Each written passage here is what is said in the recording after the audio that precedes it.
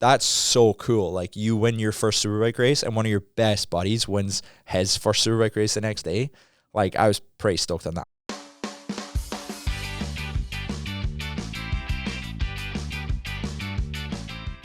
Thanks for coming down, man. Yeah, no, I'm glad. Yeah, it was nice to definitely get an invite. Obviously, a few of the boys have been on your pod, which is sick to hear, and love listening to that. And yeah, it's cool to come down and check out the facilities. Pretty unreal. Yeah, so Trevor and Kenny before you. Yeah. Did you learn anything on those that you didn't know about those guys? Not really. I mean, you know, you guys are pretty tight. Yeah, Trev's got tons of stories. And Paul's, of course, right? Mm-hmm. Yeah, I forgot about Paul's. But Paul's more just brings up memories that you just can roast them about after that. Like, right. we kind of let them go. Yeah. The little Snoop Dogg one. That was pretty jokes. But yeah. I'm sure there's more stories that didn't make the pods. Oh, for sure. For sure. Yeah. You know, luckily we have a pretty solid group up with the boys, and yeah. Yeah, you got to talk about that a little bit. You guys have like the coolest squad up in Collingwood area, right? Yeah, it's fun. I mean, like, you know, I grew up there, like high school there after I moved from Scotland in 2007, and there's only two guys that are, like, our high school's only 300 people, maybe 400.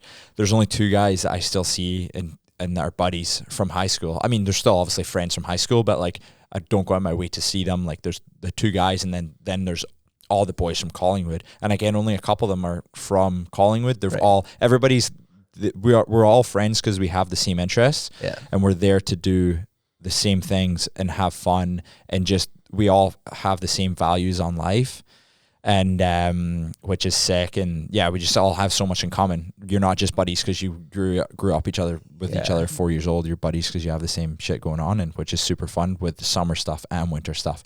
Very fortunate for sure to have that core group. Yeah, you guys are like surfing, wake surfing, riding bicycles, obviously skiing and snowboarding. Yeah, no, like, what am I missing? Riding moto. Yeah. It's downhill bikes, cross country bikes. Yeah, things have definitely changed through the years. It used to be, you know, a bunch of the boys would have a party, and it would just be the boys and, you know, and a house going, and then we go out to the village. And nowadays it's different. You have a party and it's the boys plus and everybody's plus one, so it's definitely a different dynamic. But probably a few kids now too. Yeah, for a couple of the fellas, for sure, and a few on the way. So it's for some of them, but yeah, it's good fun. Like I said, like, as again through the years, like, things come and go. COVID, a bunch of us were like, I'm obviously still into road biking.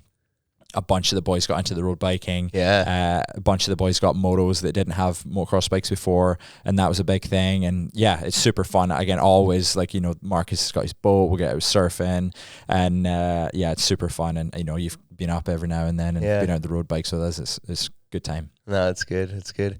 The road bike, I forgot about how the COVID effect on road biking. Yeah, like, huge. Everyone and their cousin bought a bicycle. Yeah. I was lucky. I got one the year before. And then it was like prices doubled. Yeah, no, it's nuts. It's, for sure. Like, I picked one up. I had my road bike maybe like 2016, and then it was just like I got a new one in COVID, but I picked it up in like the March, and then right after that was when like things boomed. Yeah, and it was pretty crazy, but yeah, super fun. Like, that was all we could do. Mm-hmm. I mean, and even at that, like, probably still shouldn't have done it with some of the boys, but like, it was like, what do? You need for your mental health, you need to get out and do things with your friends, be social to a certain point, of course. Sure. Some people outside, might agree with that. You're fine. Exactly. Yeah. And we were crushing, like, I think I did like 8,000 to 10,000 K that year. Woo. And I haven't done near that. Like, even this year, I'm only like 3,500 K. Yeah. Obviously, my workouts have changed. I'm not just biking, but back then it was like I wasn't racing. Yeah. I biked more than ever. I was fitter than I ever have been that year, and I loved it. And all the boys were into it, and yeah, super fun. You and Trevor and I forget, maybe one other guy, do like a crazy ride every year. Yeah, we tried to do. So last year we did, there's 4 of us. We biked from Etobicoke, from our buddy Steven's place, to Montreal. I did it in 3 days. So it was super fun. It was like 220K a day. And, but like, even of the week of, we weren't even sure it was going to happen. Because of COVID, even though this was last year, they stopped letting bikes on the Go Train or whatever, the Via Rail, Really? they stopped letting their bikes on. So like we had this plan to bike out and then train back. Yeah. And then the week of, we were like, let's book this train, and you couldn't do it. They wouldn't let you bike. So all of a sudden it was like we were changing a route to, there's a big route around our area, like up this escarpment. It's called like the B700 or BT700, maybe Bruce 700 or something like that. Anyway, it's a 700k gravel loop. Yeah. We're looking at doing that to try and keep it local.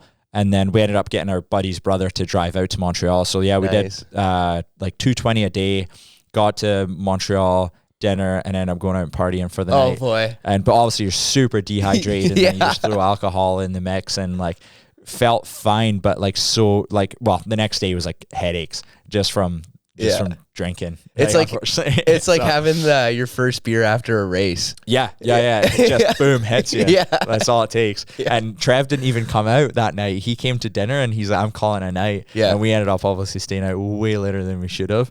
But yeah, we tried to do a big one. We did, I did out west a couple of years ago, drove the RV out. I took the bike out, like the motorcycle, and did a ride at Area 27. Yeah. Not sure have you been out there? I did one of their races, like their series races. Yeah, it's super fun. Wild track. Yeah, great layout. Yeah. It is wild. It's almost too much I could see it being too much for some people. Yeah. It's almost one of those, you think you're somewhere and you're not. Like there's a lot of blind corners. It's like you really need to know where you are at a point.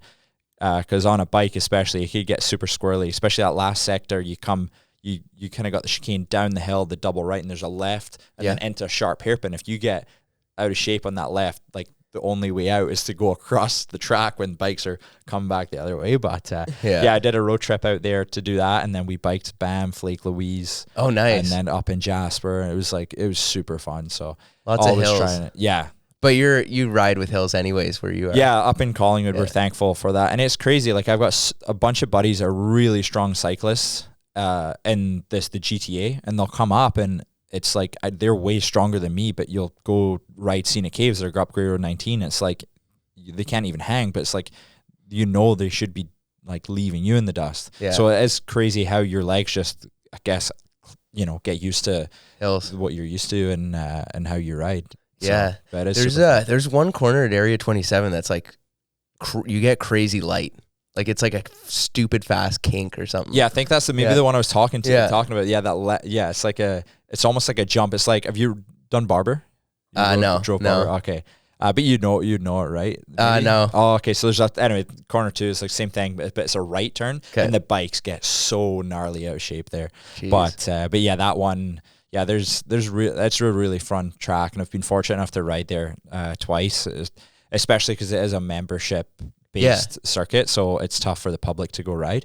But it's fun. It'd be nice to get on a race schedule, but maybe in the next couple of years. Right, that would work for you guys for sure. Yeah, it would be super fun. So what is the run me through the season? Like where do you guys race? So our season starts for 2024. We're at Shannonville. Yeah. We run the pro circuit, so the perimeter. Yeah. And then we have like a weekend or two off, and then we go to Grand Bend. Yeah.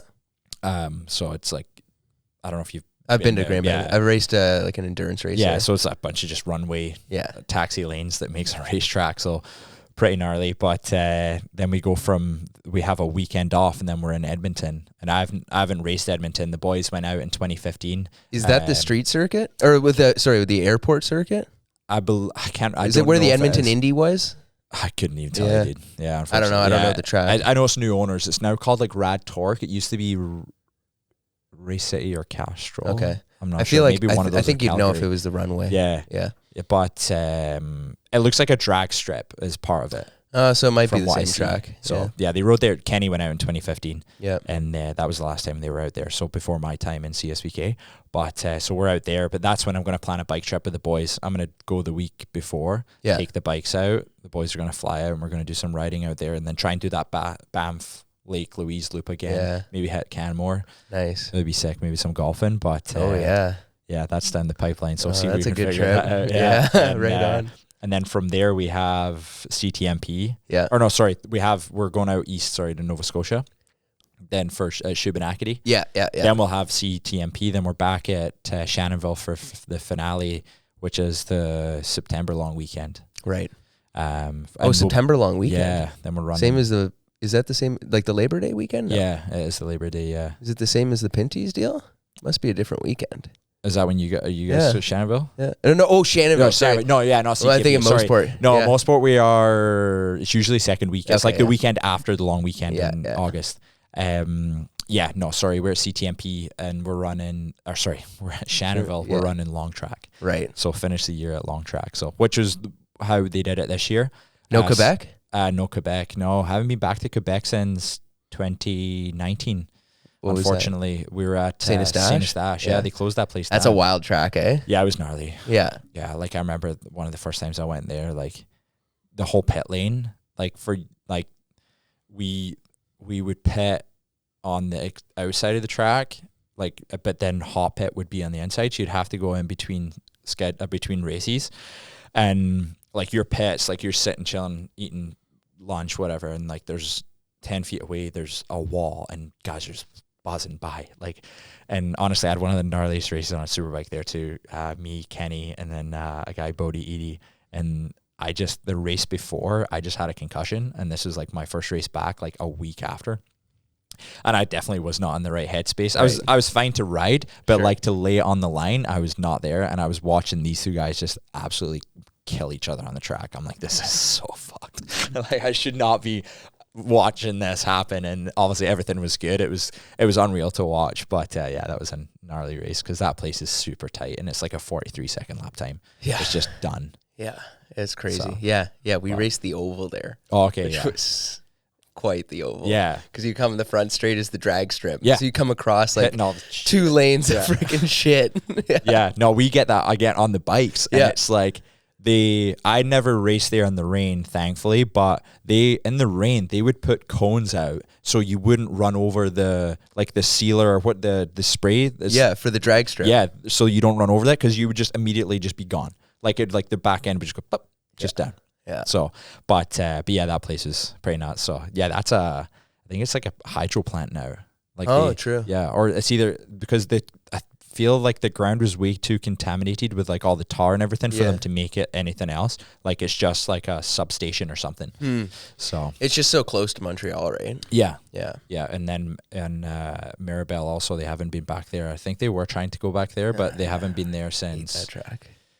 Again, before my time, like maybe like 2014. Yeah. So thankfully, I'm not a fan of the cement. Oh, it doesn't look fun. I couldn't imagine. It's bad enough at Shannonville when you used to run over patches, or at CTMP. Obviously, they're all gone now. But yeah, mixing those concrete patches is like, it's not fun. No way. So you moved from Scotland in what, 07? Yeah, 07. Why? So we have family here in the GTA, and we used to always come over for like 2-week vacations in the winter and spend a week of it up north. And then I would have been, so I was 14 when we moved. I would have been like 9, 10. And my parents were like, we want to move to Canada. Because of the winters? Well, just like a life change. Yeah. And my dad was actually supposed to move out when he was like 8. Well, he wanted to move when he was like 18 to 20-ish, had a job lined up. And then I guess like just he met my mom or whatever. I can't remember how it happened, but then they never end up coming out. Yeah. And then we used to always come on vacation, as my dad did when he was a kid, still visiting his aunt and uncle, so my great aunt and uncle.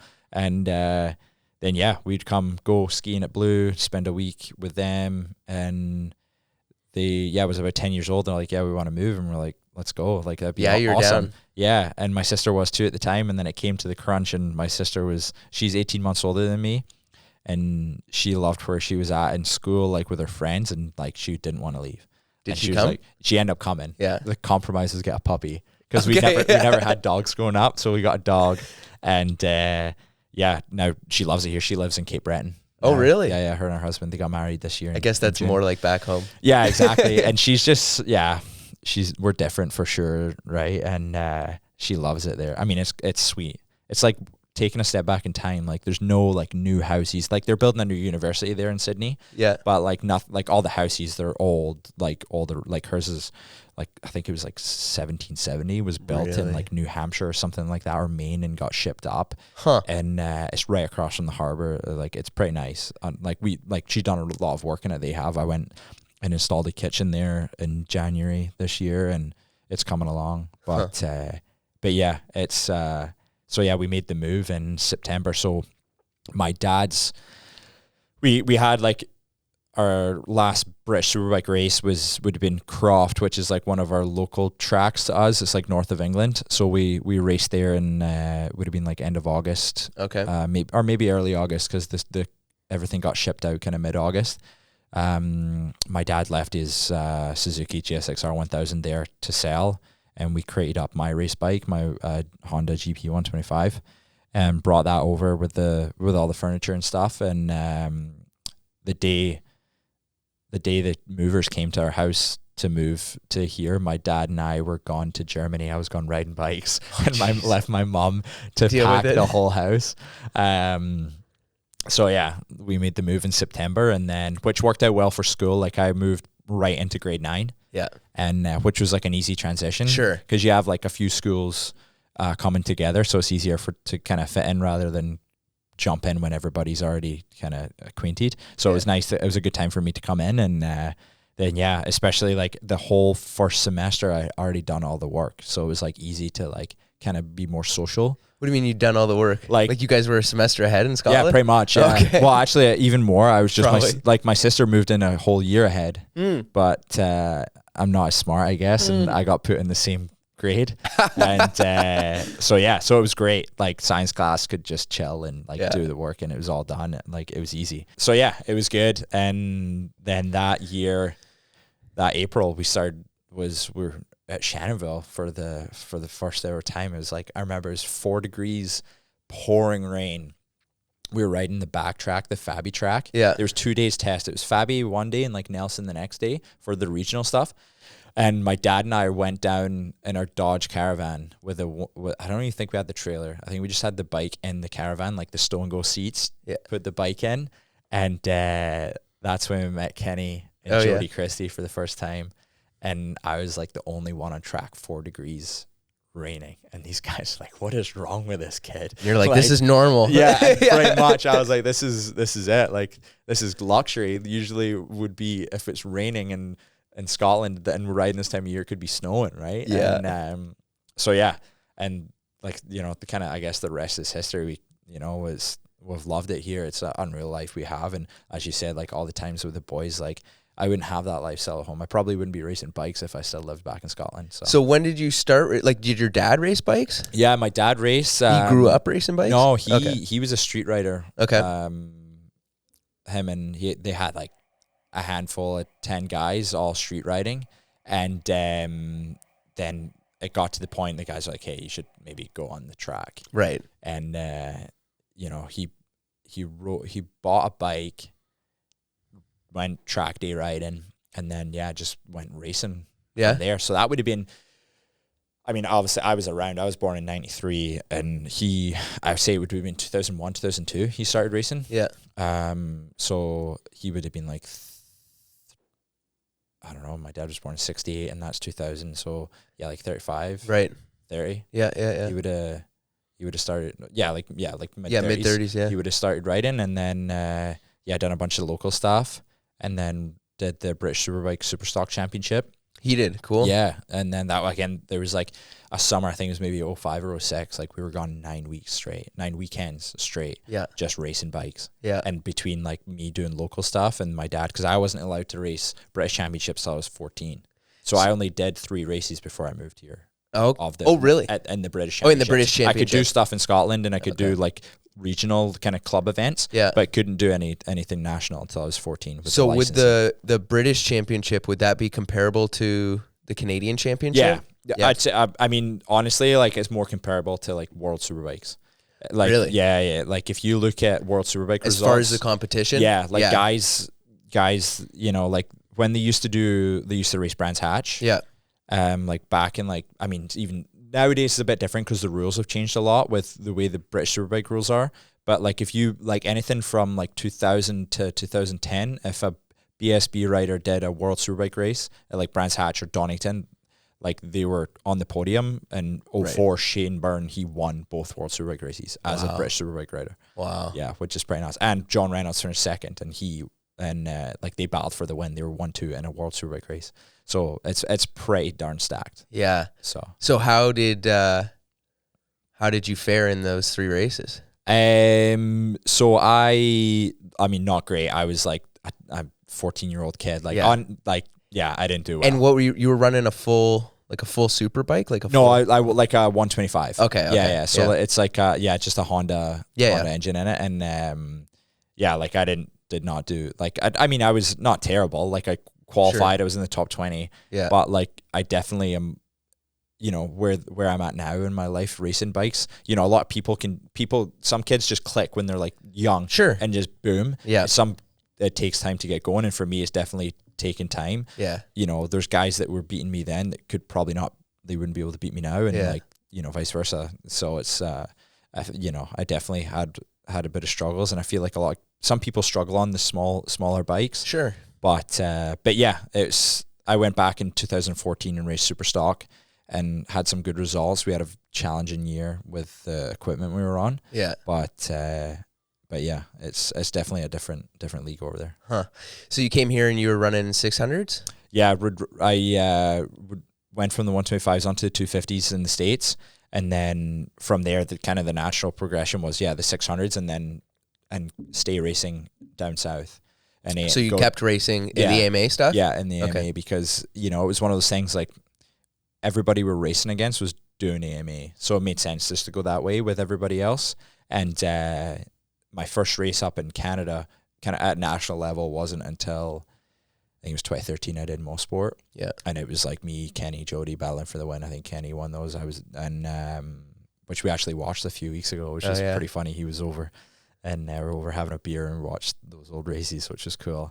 And so yeah, and then from there, 2014, I went back to BSB for the year on a Super Stock 1000, and had a tough time. Like it was like the team environment. It was, I mean, teams are tough, right? Mm-hmm. And you know, I got to a point I wanted to quit racing. It was that bad. Really? And yeah, which is really unfortunate because obviously I was over there. My parents were here. Yeah. And I'm not letting them know everything because like last thing I want them to do is worry. Yeah. And it was a really tough season. We had some good results. We had some times, but the championship was like so elevated that year. Like the times we were doing on those bikes were like equal to Superbike times. Really? And which were on a stock bike.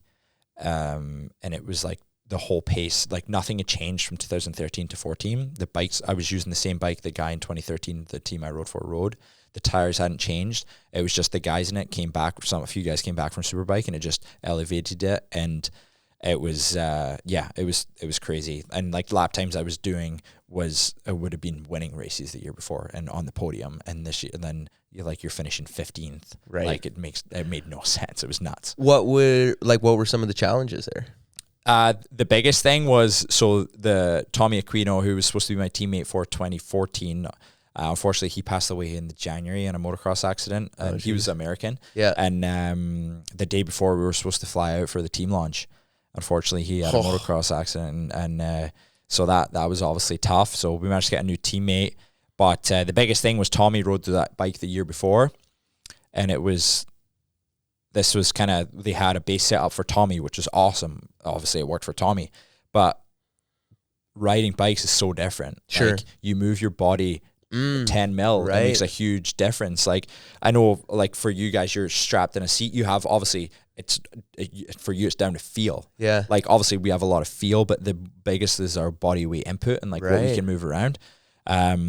And we were just two different riders, but it was like, this is what Tommy ran, this is how we're going to go. And it's like, well, it doesn't work for me.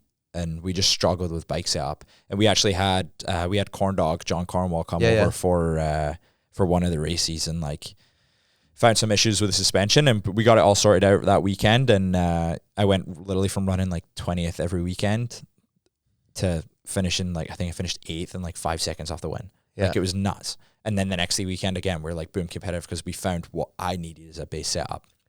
And so that was really tough. And again, just being away from home, I was living with the team. For me, being away from home it was fine, but it was living with the team. I was in it like 24/7. Right. My teammate was like trashing bikes every weekend. And I was like can you go get this part, or can you work on that bike? And it's just like, it was tough. So whenever I could, I'd hop on the train and go north to Scotland, 4-hour train journey. Yeah. And go stay with family. And, but yeah, it was a tough one. It was especially like my first like full like team environment. So for that, it would have been nice to get another shot at in 2015. But then we came back to racing in the States, back on a 600 for the inaugural year of Moto America. Right. So, right. Which so was what was the goal like to go to do the British series? Was it like, okay, here's a place where I'm going to get exposure, I'm going to run with a good team, like maybe I can, whatever, 100%. That was the goal. And then like, it's like you get in that picture and then you do well, and that's it. Like, you're kind of, not the rest is history, but like your trajectory is on a rocket, right? Sure. And that's what you're aiming for. But things just don't happen. Obviously, as you know, racing life just doesn't happen the way you want it to go. And which is tough because, it's not a waste of a year, because the experiences that I went through, I learned a lot from. But it would have been nice to have another go at it in 2015.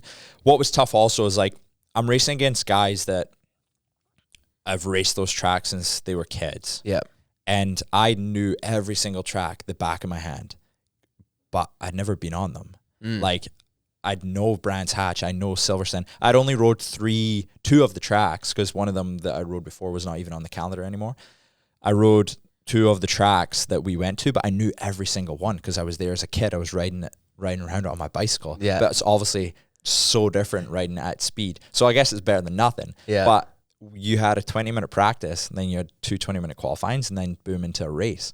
And it's like trying to go against guys that had been on those tracks not only that year previously, but also had raced that since they were 12, 13 years old, and now you're 25. Yeah. And I'm like showing up for a 20-minute practice and like, all right, let's go. Let's jump the bike at Cadwell. Let's do this. Let's do that. Right. It's like, it's tough.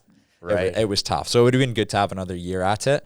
But at the end of the day, it is what it is. We couldn't figure out a deal with another team, and we figured out a deal to go racing in the US. So we went that way. Right. So the goal there, so say, you show up, you win the championship. Are you off to MotoGP? No, for that you would have been off. So like that was the super stock level. So then you would move up to the Superbike. Okay. And then potentially you could. There's a few guys, Jake Dixon, Rory Skinner there, and Rory just lost his ride in Moto2, but they went from British Superbike to Moto2. Right. And they're in the Moto2 Championship. But guys went from BSB a year in World Superbikes and went to MotoGP. It's tough nowadays. There's, as you know, in racing, there's so much politics involved. Mm-hmm. Within the racing series, right place at right time, and just if your face fits, right? My biggest weakness is like social media. I hate it. Yeah. I love it. It's great to look at my phone, scroll Instagram, but like I do not post I'm not selling myself. Right. Like all I'm thinking about, if I'm like posting a picture to like sell myself, I'm like, oh, I bet my buddies hate seeing this. Like they're probably going to roast me for this. Or you're going to, like, to me, it gets to the point like you're going to get people unfollow you because they're like, no, I want to see you, not like you trying to sell this bottle of water. Right? Yeah. Like it's tough.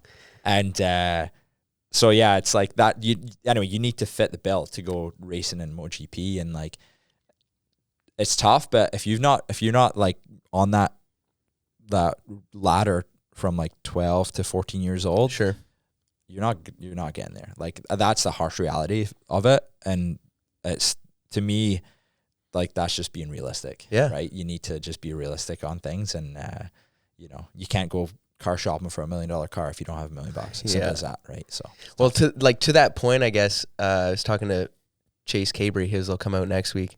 NASCAR dude down in the States, and we were talking a lot about like just the reality of that stepping stone from, say, trucks to Xfinity to Cup. And there's 1-2 guys who are there on pure talent, and someone else is writing the check, and everyone else's family or a B2B deal is writing the check for $3 million for the season. Is it much different with the bike stuff? Like, is there a lot more manufacturer support? And obviously the cost to run a season is way less than something like that. Mm-hmm. No, it definitely has lesser cost. It happens though. Like, unfortunately, like money does talk. There's a lot of talented guys that you've seen come and go that are that just can't, they don't have the support to go that way. Right. You know, there's guys that I've raced with that I've beat, and they're on the world level now, and it's just like, and you're like thinking to yourself, like, just if I had the one shot, you know what I mean? Like, just one shot, just give me one shot to prove. But even at that, sometimes it doesn't matter. Like, well, because just like that season, right? And everyone, you know, one shot is almost impossible to do it in, because you're not going to be comfortable on the bike. You're 100%. Not going to be the equipment, and then, you know, the frickin' whatever, the chain breaks, you know, like no, 100%. That can happen. Things are meant to be, and some things aren't, right? So that is life. And but yeah, no, it is very well the same. I feel like there's a lot, like, I don't know how to put this, like, obviously, like I was saying, like the riding side is like more influential than the car driving side. For you, it's feel. Sure. And I feel like the way the industry is in car racing is just money driven. 100%. Right. And obviously motorcycle is to a point, but like, it's still very passionate. Like, I mean, I don't know, like 2018, Jordan and I were battling for the championship. Mathematically, I still could have won it. He blows an engine up, didn't have another engine. I gave him an engine for the weekend at CTMP. Right. Like, I don't think you see that stuff in car racing at a national level. I'd agree. So like, to some degree, I guess. Yeah, like there's guys that will 100%, right? But like, for a championship, that's rare. Yeah, so it's like, again, like, I was mathematically still could have, but then again, if he didn't race, I could have won it. But still, that's who wants to win it that way. Yeah. But yeah, like, there is guys that for sure are like on a different level financially that can go all that way, but I don't even think like they're not even in the same, they're not even racing with us at this point. They're already gone to Spain, because like I said, like your year is like 12, 14, and like that's the window. So like those kids are already in Spain right now, right? You know, doing whatever to try and to get to that point. Right. But no, for sure, like I said, there was guys I raced against younger that are now in the world stage, and that I'd beat, and it's a tough one. But now, like, obviously I'm older, like perspective's a big thing, and it's like you still root for them. It's not like, sure, it's not like I'm watching them being like, oh, that could be me. Yeah. Because like, again, I could, like, something drastic could have happened that, you know, that I could be sitting here in a wheelchair, not in this chair, right? So it's like things happen for a reason. And but it's tough sometimes. Yeah, for sure. So what was I know Kenny struggled a bit going down to the States doing the AMA stuff. Yeah. What was that experience like for you?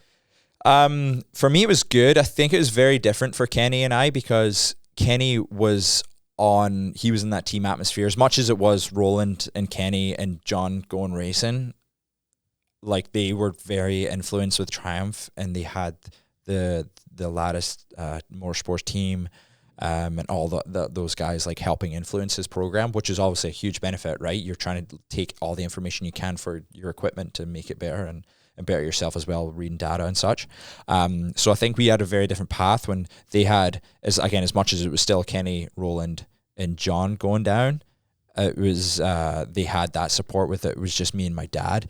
Oh, so you guys went down, like, you weren't involved with a factory? No, it was just my dad and I, and we got with a guy, Jerry Daggett, for half a year, and unfortunately just Jerry's health wasn't great, so he wasn't able to join us for the last half, but we had a really successful time, just us going at it. Cool. And that helped open the windows for 2014 to get kind of looked at, and got the phone call for that team overseas. But so yeah, it was just us going down, which is fun. But again, still it's tough. Like, Corn Dog was working with us, but Corn Dog was also working with like 15 other guys. Right. So like, I'm not rolling into the pits and I'm like, John, the front's doing this. It's just like rolling into the pits, like, maybe we'll try to have a stab at this. Yeah. And then like an hour after, Corn Dog's coming around. All right, what's going on? Yeah. You know, it was tough. So yeah, we made the most of it. But then when I went back down in 15, we had that team atmosphere. We were on a Yamaha supported team. Okay. The Road Race Factory team, which was awesome. My teammate was Jake Gagne. He won the championship in Superstock that year and is now like 3 in a row Superbike champion. So, and Jake, Cam Peterson, who's also Cam's now Jake's teammate on the factory Yamaha team, and Thomas Puerta, a Colombian who has won a few AMA championships back in the day. And so yeah, we had a great like atmosphere with the team. We just couldn't figure out the chassis. Penske was the suspension we were using, and it was just tough. Like worked unreal grip in the rain. You look at a rain practice, 1, 2, 3, like 3 of us, Right. like unreal. But in the dry, we just couldn't get it figured out. It was tough. Well, I couldn't, and the guys struggled as well. Yeah. So some of us did a bit better than the others. I was the kind of lead guy in points wise up until halfway through. More consistency than anything. Of course, like we all had podiums that year, which was cool. Yeah, super cool. But yeah, and then unfortunately I had a bad get off at Miller in Utah, and woke up in the medical center, and that was me out for obviously that weekend, and then I missed Indianapolis the weekend after as well, and then we had one more for the end of the year. So it was tough. But what was that wreck? Pardon me? How did that wreck go down? I think we just had too hard of a tire. Like, yeah. Do you know Miller? Well, no. You ever rode there? It's unreal. Altitude, bike's super slow because you're at altitude. Right. You're at like 7,000 meters or something like that. Yeah. And anyway, corner 3 is like 3rd, 4th gear, like fast, like 140 miles an hour maybe. And I just high-sided. Like back came around and launched me.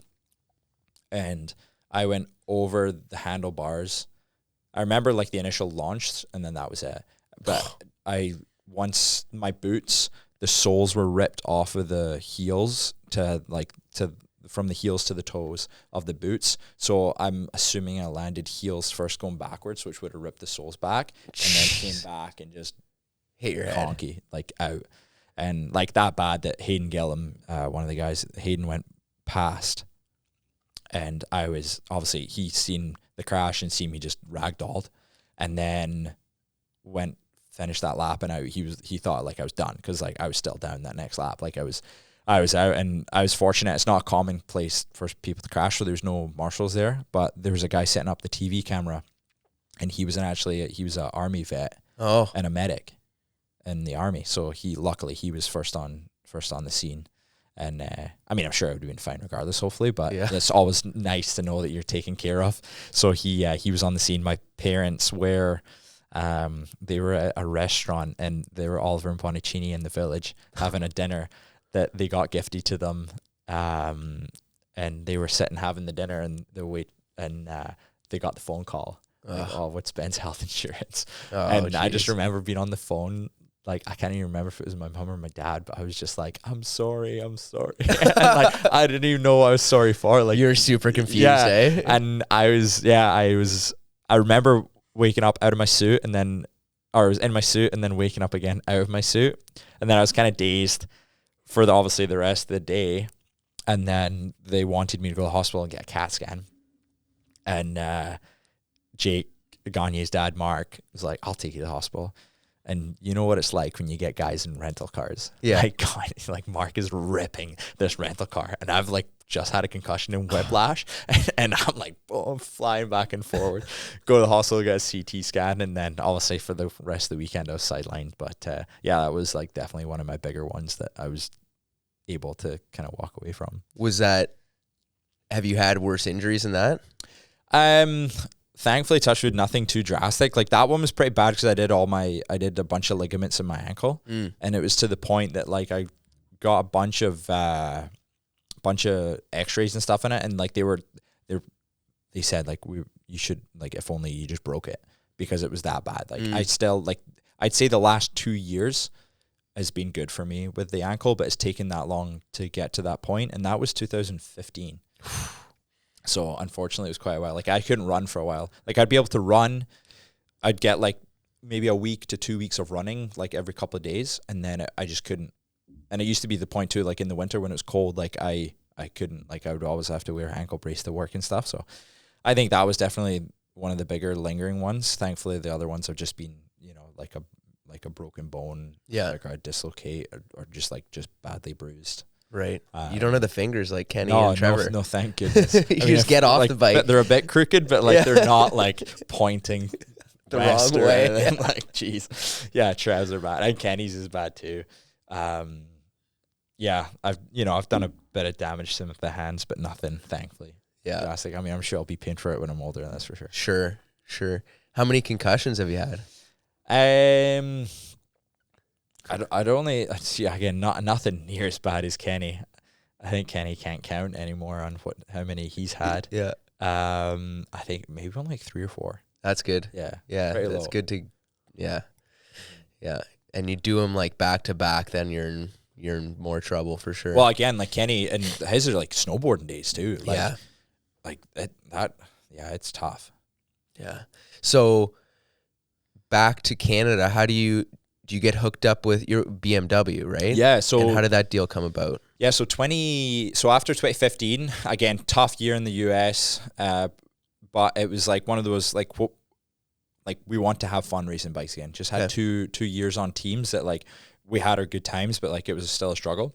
And was it like, you're struggling and then there's all this added pressure. It's not just you and your dad like to answer to. Not so much the pressure. I don't know. Like it's more just, again, just like some politics involved. And, it's always tough being racing in the US when you're not American. Like no American company is going to sponsor you because you're not American. It's like trying to find a sponsor in Quebec. Yeah, and no Canadian's going to sponsor you because you're racing in the States. Right. So it's like that ongoing thing, and then yeah, like it's, I don't know. There's a lot of things, and maybe some things are better left unsaid. And it was just tough. So we kind of made the decision. Like we chat to a few guys, and they were like, "Come race superbikes in Canada." And Kenny was one of them, because Kenny did his rookie year on Superbike in 2015 on the all white Cowie. Yeah. And I was like, yeah.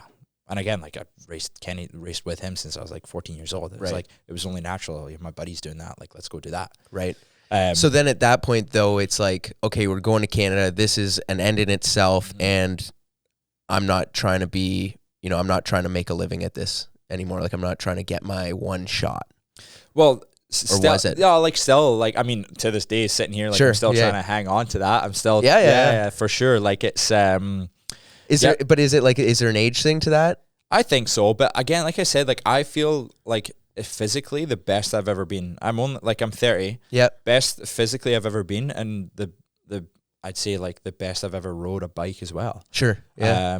So I don't like, obviously, like by the time you're getting into like mid-30s, like it's kind of like, okay, bad, like time to hang out. But like I've definitely got like, I'm definitely still in my prime, and if not climbing. Sure. I agree. personally think. Yeah.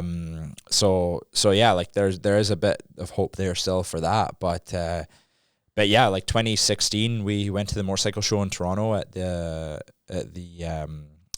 Enercare Center, wherever it's called now, and we had a meeting with Yamaha, Kawasaki, and BMW, and Yamaha was actually offering the most, but like the guys at BMW, we felt right at home, and it was like you could tell that the honesty was right there. It was like we're not sure we can do this, but we'll try. You know what I mean? Like it wasn't like, yes, this we're gonna give you, and then a month later be like, no, sorry, you're not getting it. Like the honesty was there, the connection was there with the guys. So we started going, and as things got going, like they did way more than they were even initially said they were able to help us. And at that time too, Jordan Zoke was racing for BMW. Okay. So it was tough. So it wasn't just like I was the only BMW guy. I had Jordan and like a handful of other guys on BMWs that I was like had to try and beat, because again, you want to be their top guy, right? And so yeah, we actually got parts from Jordan at the beginning of the year, because like just trying to get a bike together was tough, getting bikes built, because the 2016 was a new bike for it was different, or sorry, the 15 was a new bike, so Jordan had stuff from 15, but it was still tough to get stuff in 16. So we got stuff we needed. Like we still went to round 1 with like stock brakes, which was super sketchy by like the end of the race, like things coming into the bar, going through corner 1 at Shannonville, and like you're just holding it, and it was like, hopefully we stop. And so yeah, that year was like super fun. It was like the mindset was, hire who you want as crew. Yeah. And if it doesn't work, just fire the guys, and then try and find somebody else. Yeah. We hired Scott Cartier and Willie Vass, and they're still with us to this day in our program. And obviously my dad's involved as well. He helps work on the bike. He does the tires and the fuel. Yeah. And then Scott's the mechanic, and Willie crew chief, and it's awesome. So that was 2016, and then had a good year that year. I think Kenny and Jordan went at it for the championship. Jordan won it, and then 17 was kind of the same, and then at the end of 18, at this point Kenny hadn't won a superbike race, and I feel like he was just mentally beat. Like he was just like, it was like you could see it in him. Like he wanted to win, but he just mentally was like knowing that he couldn't. Like he hit a wall. Yeah. And then we went to CTMP for the final race, and I think I put it on pole, and I won the Saturday race, and then you could just like see like a switch going Kenny, and the next day he won. That you beat Jordan. Yeah, the next day he won. Yeah. And then 2019 comes around, we go to Shannonville, and I won the Shannonville. We only had one race. I won Shannonville, which was round one. But then again, Kenny finished like 0.3 behind me in second place and beat Jordan. Like it was just like as soon as he but he never thought the guy was unbeatable. But you know what I mean? It just takes something like that, like, and then it switched for him, and he was like, boom, which is awesome to see, because like we were so like, that's so cool. Like you win your first superbike race, and one of your best buddies wins his first superbike race the next day. Like I was pretty stoked on that. Obviously, we're doing sick to do the double. Yeah, but like at the same time, it didn't change anything for the championship. And in my head, like it's tough to.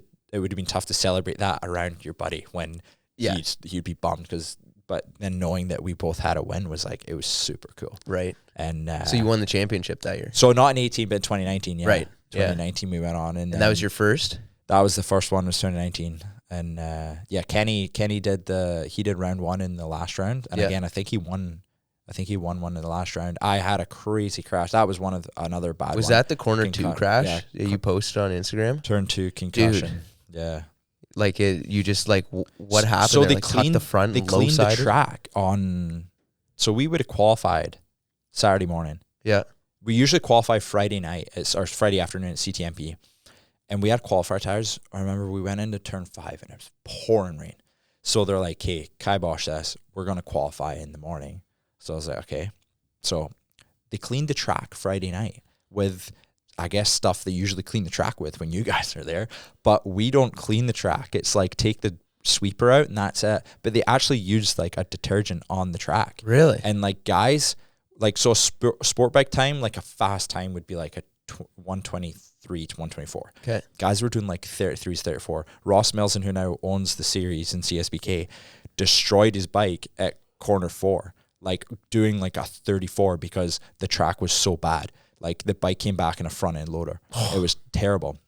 So then everything was delayed for hours as they cleaned the track. And I came out, qualifier tire, came in the pits, seen I was second. I was like this sus. So I'm like, go back out, put in a heater, like a fast lap, put it on pole. And they say you get 2 laps out of this tire. So I come out of 1, and then the bike drifts from 1, and you want to go to the outside to then the goal on the superbike is you just kiss the limiter at 3rd gear at the bridge, and then that's you like, and then it settles the bike in nice, go down the hill, just a bit of roll off and a bit of front brake. I came in and went to turn. I'm just waiting to hit the limiter, and then the front just boom, gone. I literally ran a foot wider than I usually do, hit that stuff, and then obviously at that point your trajectory is just straight into the wall. Yeah. And I woke up and Steve Wright standing over me, who's a volunteer with this series, and Steve's like, "Do you know who I am?" I'm like, "Yes, Steve." Do you know who I am? Yeah. And again, like, this is Saturday, and like I need to race a superbike, and this was at 12. I need to race at 3 to win for the championship. Right. So like I wake up, and like obviously you never say you have a concussion. Right. So like I completely play off like no concussion. I hop in the safety car, which is. But is your helmet like cracked in half? No, it was spidered in the inside a bit, but like thankfully it wasn't too bad because I remember sliding backwards, looking. I was looking that way, and I could see the wall coming at you, and then boom, wake up and Steve's in front of me. So it was the safety car comes around, they bring the ambulance around, because obviously I was down for a bit. And they're like, oh, do you want to take the ambulance back? I'm like, no, I'm not concussed. No, I'll hop in the safety car. So I hop in this Cadillac, like CTS, and obviously they never get to rail this thing. So they're like, any chance they have of doing a hot lap, they're taking it. So I'm again, just like this whole rental car thing with Mark, I'm in the rental car, or the safety car, and he's railing down 4 and then through 5A and B, and I'm like in the back. Anyway, we get back to the med center, and then at this point, obviously, like it's the protocols, like do not repeat yourself. Right. That's like the first thing of like making sure is don't repeat yourself. So I think Kenny came by, and I remember him coming by later in the day again and asking me, oh, how are you doing? And I went to explain what happened, and I was like, oh no, wait, I told you already. I caught myself midway. Anyway, I was like in the med center, and then I was like, I was fine. Everything was fine. Emotions were fine. Like, I'm okay. And then my parents came in, and then I just like broke down. I was like in tears. I'm like, I've ruined this. Like, I've thrown away the championship. Yeah. Like this, I'm an idiot. Like, I can't believe it for pole position. Like, why? Anyway, just to prove a point of like, it was really not, looking back, like it's a story, but like I wouldn't have done that. Like I'd do it differently. But it's pride on the line at the time. And anyway, so we rolled into that race, and here I am on pole position. I was riding the bike I'm not even riding the same bike. Right, spare bike. We have to dyno the bike after as well. And this bike was buckled. Like the rear wheel was buckled. We have to run this. You have to dyno with the fuel. You can change the tire, but you have to dyno with the fuel you had. And again, I'm out at the medical center. The guys get the bike. Wait, you got to dyno the bike after after qualifying to make sure it's legal. Right. So the bike is under a cover, and then the tech guys pull off and say to the guys, you have 10 minutes to look at this bike. You cannot touch it. 10 minutes to look at it, see what you need to make it running. And then you have 10 minutes to work on it. And my guys are like, we roll the toolbox over there. They're starting, the wheel was buckled. I have it it's in my garage now on next to my rowing machine. It's like as a piece of art. The tank was smashed in. The fuel pump actually broke inside the tank. Like the base of it was still attached, but the pump, the rest, it was, you could shake the whole thing and the pump was like moving inside. It was such an impact. Anyway, so the guys like were snipping wires and just like cutting the wiring harness to just direct wire and everything to make it run. Yeah. The fuel pump is destroyed, so I run back to the other bike, take the tank off, put it on. They're like, oh, it needs to be the same fuel. So I'm literally dumping the gas out of that one that's like almost full because it's ready to roll into the grass, and then we're getting the other tank, and I've barely got funnel, and I'm like dumping it on top of the other one to try and get it in, so we're running the same fuel.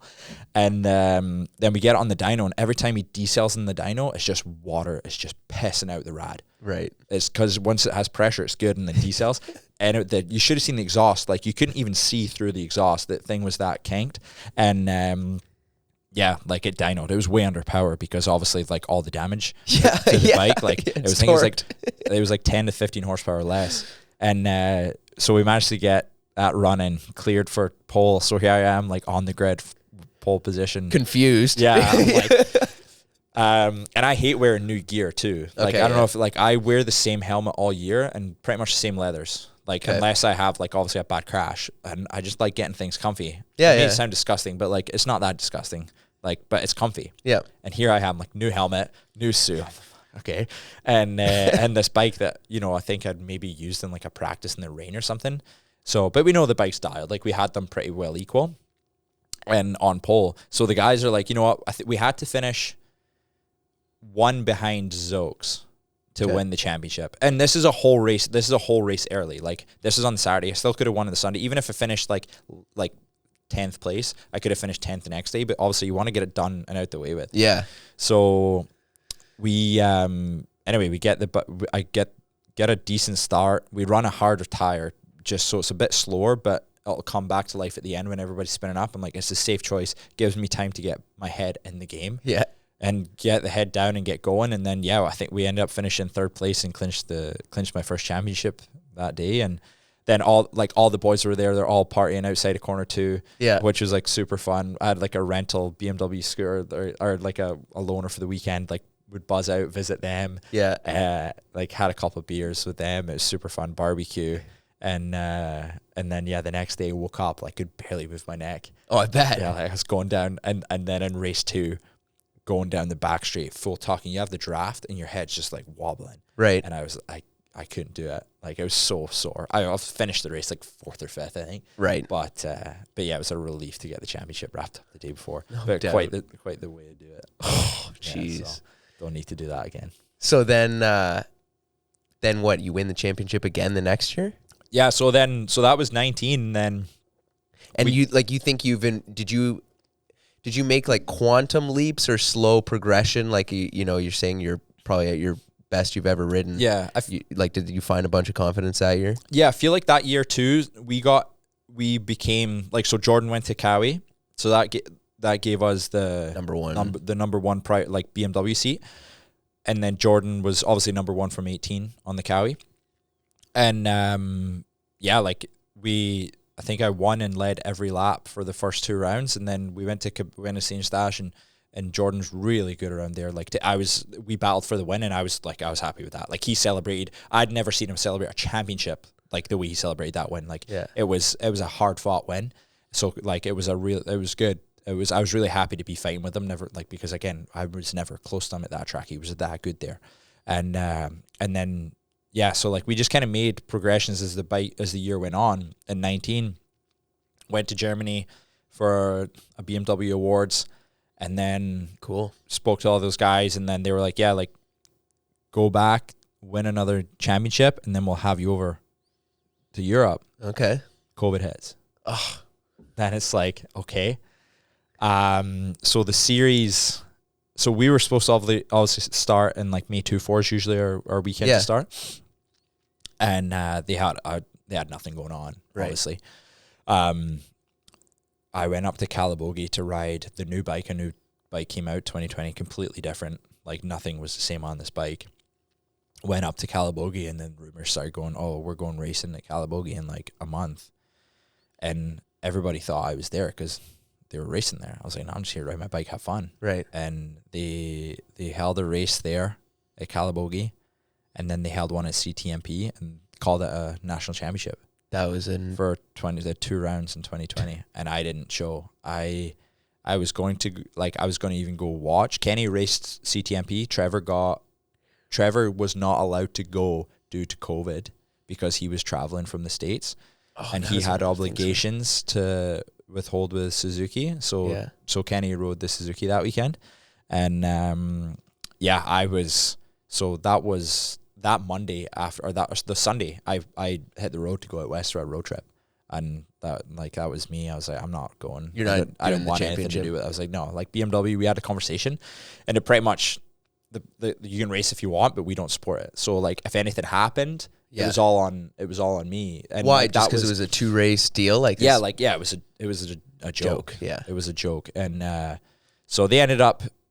After a protest to the MCC, they end up declaring it a national championship for the year. But yeah, that wasn't to me. No. To me, I was happy. Like, even 21 was, we had Calabogie, CTMP, and then Calabogie again. Yeah. So I obviously raced in 21, and I finished second in the championship that year, and then we roll into 22, which I won. Yeah. And that was the first full year. Right. So to me, obviously, I mean, it's tough to say. Some people are going to say, like, oh, you're only looking at it that way because those are COVID years and you won. But I was like, well, no. Like, the way I see it is, like, I won a full schedule in 19. I won a full schedule in the next time it happened, which is 22. Yeah. Like, it's tough in 21 to declare a championship when you only go to 2 tracks. Yeah. And in 20, at least you go to the 2 tracks twice. But you know what's like, you'll have guys that are like amazing at CTMP, but you'll roll up to, I don't know, if like anywhere else, like you go to Toronto, Indy, and it's like, obviously street course different, but this guy's nowhere, like, right, same thing, right? So it's that was tough. So to put together full schedule again in 22 was good. Like, the series did a good job in that, and then again, so to win it was awesome, because they always say, like, winning your second is harder than your first one, and I'd say so. Especially, obviously, we had a lot of roadblocks in the way that we shouldn't have with, like, COVID. And but it was funny, like, 21, like they had no prize payout for the championship, nothing.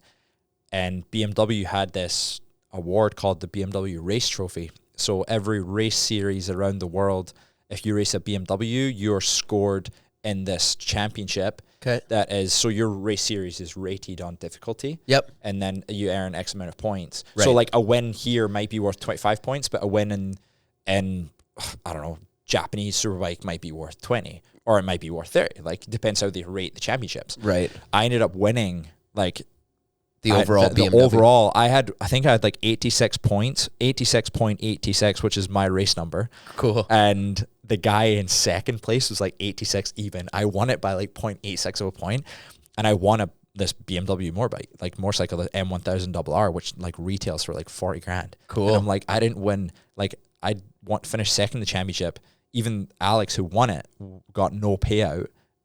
I got pole positions, the most pole positions, so I got like a payout, a bonus from that. Yeah. And then I won this motorcycle. So I was like, well, I won more than the guy that won it. Yeah. You know, and just finished in second. So that was pretty funny. But yeah, like it was, those 2 years were tough because, like I said, I got told this in 19. It's like, go win it again.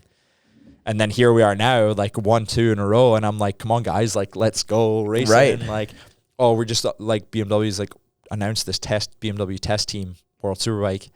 And conversation happened like 4 or 5 months ago that this was happening. I was like, and right out the gate, it was like, yeah, you were considered, but you don't live close enough. I'm like, dude, I can I'll move. Yeah, Yeah. I have a British passport. Like, I can hop on a plane tonight and be anywhere in Europe. Whether I just end up at Heathrow, then boom, I'm anywhere the next day within like hours. Yeah. Like, and you're not just going to decide on Thursday that we're going testing on Friday. Like, you're planning stuff weeks ahead. Like, I can fit the bill. Like, but anyway, like I said, politics, things go on. To be fair, the two guys they announced, they're like world-class guys. Sure. Ex-world champions. Like, it's, you know, you can only hope that they are noticing what we're doing. And again, there's always a political side of things, and it's tough. Like, it's tough when everybody thinks different ways. Like, is it because you're riding the number one plate and they don't want to take that away? Or is it just simply because, like, you know, there's other opportunities for other people there? Like, I don't know. It's tough. Right. So it's, at the end of the day, like, as you know, racing is like politics, and on yourself, it's physical and mental. Yeah. So it's just putting your health, making sure that you're keeping focused mentally and not letting yourself go down a rabbit hole and overthink things. It's just like, whatever. It's not, I didn't fit the bill for it. I didn't get the invite. Sure. Boom, on to the next thing. Let's go win another championship. And will that shootout happen again in the coming years? So they're hopefully like, so and what was it for? Like, it's BMW in Germany, then they host this shootout for... Yeah, so it was just like for everybody that was on a BMW. Yeah. And it was just kind of like a worldwide ranking kind of thing. So yeah, they haven't actually done it since 21 was the last year they did it. Okay. So they haven't had any since, which was cool again to win the last one. And then I recently just have sold that bike, which is tough because it's like, I did keep my 2019 bike, the destroyed one. Yeah. We fixed it. And 2020, I gifted it to my dad for Christmas. Cool. Like, I rolled it. It was at my mechanic Scott's place in Port Perry. I picked it up. I put it in the van. I rolled it to our friend's place, stored it in there because obviously you don't want it to freeze. And then Christmas Day, because I wasn't living at home. Christmas Day, I rolled up to my parents in the morning, parked the van, and then got my sister to like FaceTime, and then got them distracted while I went outside, and it was like nuking snow. And then my mom gave me this bow, put this bow on it, and my dad was like absolutely speechless. That's great. He has a track bike as well. That's which is cool. Fun. But yeah, I wanted to keep that bike after like the other BMW for winning it with the BMW trophy, the race trophy. But you can't keep everything. Like, where do you end up? Like this place? Yeah. Which would be really cool. But it's like, okay, sell it now and get a bunch of money, or sell it in 3 years and get nothing. Right. Or keep it for 20 years and then it's worth a ton of money. It's like, at this point in my life, money's king. You know? Yeah, for sure, dude. Sell it and buy 2 road bikes with that. Yeah, exactly. Yeah, exactly. So hang those on the wall. You can only ride one at a time. Yeah, yeah, for sure. Yeah. For sure. But so you ever like you're training now, and obviously racing bikes there's a bigger physical aspect than racing cars for sure. You do a bunch of training. Do you guys have to weigh a certain weight, or do they weigh the riders? Not really. We just have a bike weight. Yeah. And like when we were in the younger ranks, like when you're a kid, they have a combined weight. Yep. But nowadays it's just the bike only, because at the end of the day you're at your own disadvantage if you're overweight kind of thing. Yeah. But like I'm going to race Daytona, the Daytona 200 in March on a 750. Yeah. So you're less power, you're maybe like 80 horsepower less, which is quite a lot when you're only talking, like, it's not like you're talking 1,000 horsepower, you're losing 80, you're talking 200 and you're losing 80. So it's quite a decent amount. And I want to be like, I'm going to stop using the ski erg, stop rowing, because I get too much muscle mass around my shoulders, upper body, and my back. Yeah. You do obviously need a bit to wrestle the bike around still, but not as much, and just concentrate on cycling. Yeah. And still do strength in the gym. So like ideally goal weight for that is like 160 to 165. Okay. Last year I got to 165. So like I know that's obviously realistic, but right now I'm at like 170, 175. How tall are you?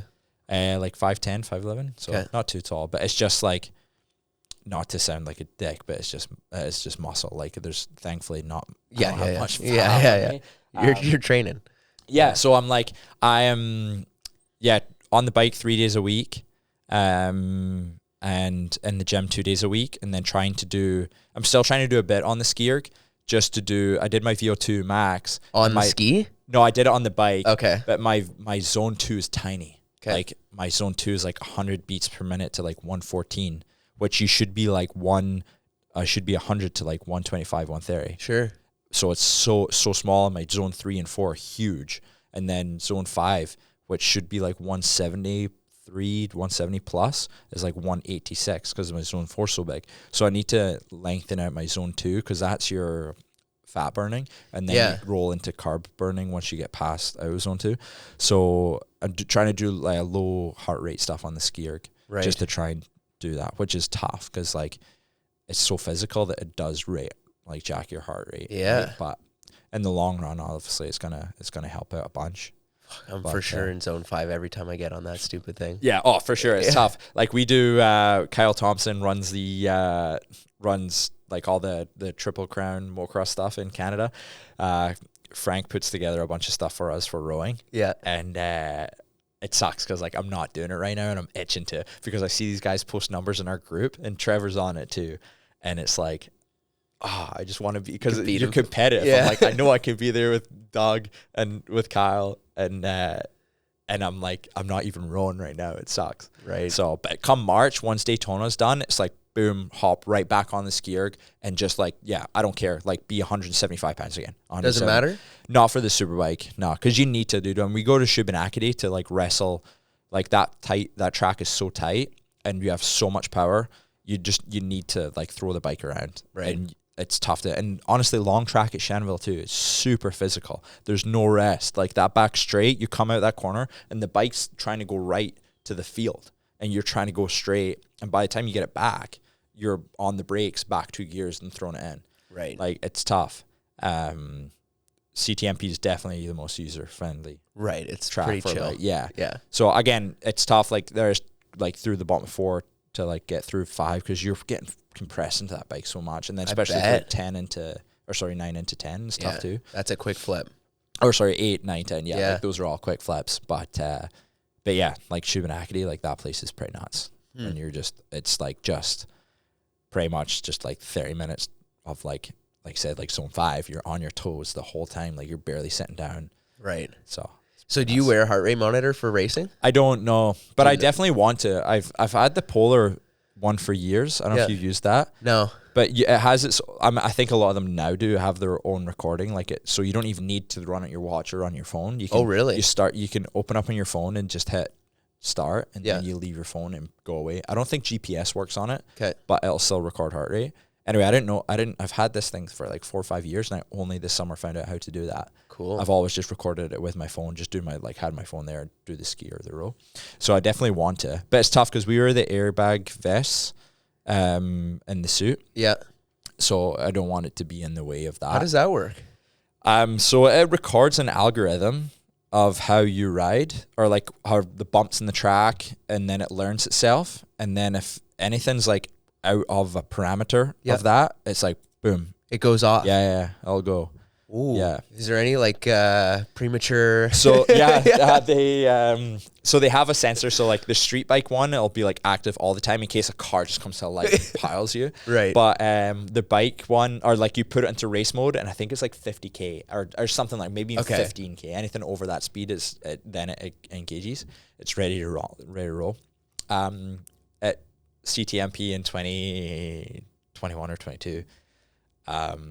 Alex Dumas and I can't remember if he won or I won. Anyway, who come through one after the race, and like I'm just like hands off. Like Trevor's one side, like high fives. Alex is here. I go like we're going to give us high fives, and as I didn't realize it. I'm like going this way as like we're at the top of two. Yeah. And then Alex actually clipped. Like I bet we still had plenty of room. Like so, I'm like start to lean to turn, and we're fine. But then Alex clipped me, and we both came together. He went. Not a scratch on him because he went into the hay bales and his bike. I went straight, like, I mean, it's like jumping off this table, and because you're only going like 20, 30K an hour. So you don't have a trajectory of like long distance to slide. It's just like a straight drop. So I'm off, like, yeah, it hurt. And then obviously the suit's like gone. and then I had like a broken exhaust, a bunch of scratches in my bodywork, a foot peg and broken foot pegs and stuff, and broken clutch lever. And our clutch cable, and Alex is completely fine. His bike's fine because he just went into the grass or into the hay bales. But yeah, I'd say I guess that would be a bit of a premature it's an embarrassing moment, right? But yeah, but yeah, they definitely do the trick. There's only a handful of brands out there that make them. Yeah. A lot of guys like they'll use a lot of brands that build race suits will just use the Dainese one or the Alpine Star. Oh, so it's built into the suit. Yeah. So the Alpine Star because it's sponsored by Parts Canada, so it's Alpine Star suit with the Alpine Star airbag. It's a zip-in cert to the suit, but you can still you could throw if it wasn't attached to the suit, you could wear it with whatever other brand of suit you have and just wear a vest right underneath, and that helps. Yeah, for sure. I mean, at the end of the day, like as long as you can get over the discomfort of having it, it's an added bonus for your safety, for sure. You know, some guys struggle. Some guys are more old school. It is a bit of weight, but you get used to it. It's weight that's attached to you. It's not like you're carrying a weight around like this all the time. Like it's attached to you, so it doesn't feel like you're really that much heavier. Right. But yeah, it's definitely a help. I could see old school guys complaining about that for sure. Like when the Hans device came out. Yeah. It's just like, dude, when you're at full pin, you could be wearing a weighted vest. You wouldn't know. Yeah.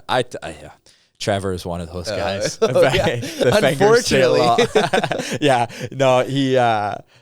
He went through his year when he raced for Parts Canada, and I don't think he wore it once. I think my spare one is like one that he had because it's not really changed that much. That he's like, no, he returned. Yeah. So, but like I said, for me, it's an added safety thing. Might as well. Yeah. Have you ever had like have you ever had a full on like peak experience on the bike, like a flow state or like an out of body experience? Yeah, I'd say like for sure, like when you have when your bike is just absolutely set up, dialed, and you have you can hit your marks wherever you want. It's honestly, it's tough I've only had it a couple times here in Canada on tracks. I've had it a few times in the States, but the way that the tracks are so rough, so bumpy, it's so hard to be precise. Right. Like, I don't know, like you're more in your head.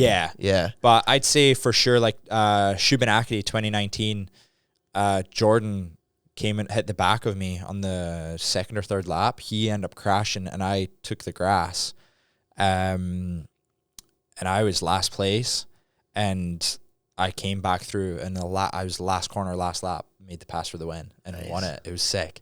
And but anyway, I'd say that race, and even they're commentating on it, and why is he riding so hard? And it's still to this day, people ask why are we pushing so hard?